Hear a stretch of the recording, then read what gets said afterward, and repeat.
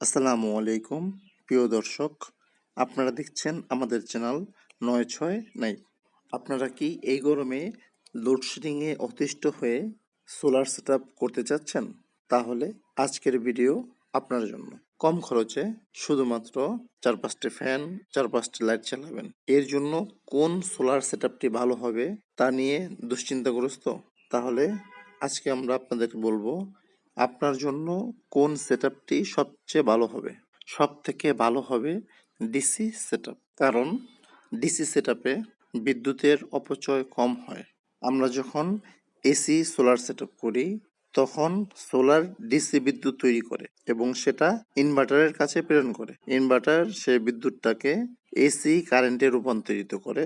এই রূপান্তরের মধ্যে প্রচুর পরিমাণ বিদ্যুতের অপচয় হয়, যা 20 ভাগ থেকে 30 ভাগ।